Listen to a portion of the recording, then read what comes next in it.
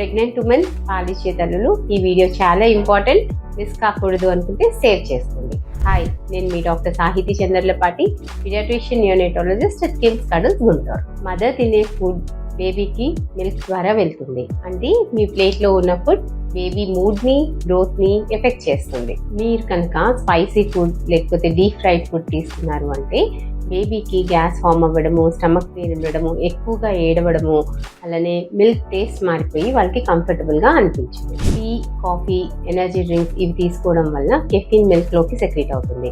దానివల్ల బేబీకి sleep disturbance ఉంది, రెస్ట్లెస్గా ఉండడము, ఇరిటబుల్గా ఉంటుంది. స్లీప్ సరిగ్గా లేకపోవడం వల్ల వాళ్ళ గ్రోత్ ఎఫెక్ట్ అవుతుంది. ప్యాకేజ్డ్ ఫుడ్స్, బేకరీ ఐటమ్స్లో ఉండే ప్రిజర్వేటివ్స్ అండ్ హై షుగర్స్ వలన బేబీకి డైజెషన్ ఎఫెక్ట్ అవుతుంది అండ్ ఆల్సో ఇమ్యూనిటీ ఎఫెక్ట్ అవుతుంది. రా ఆనియన్, క్యాబేజ్, క్యాలీఫ్లవర్, బీన్స్ ఇట్లాంటి వాటి వలన గ్యాస్ ఎక్కువగా ఫామ్ అవ్వచ్చు.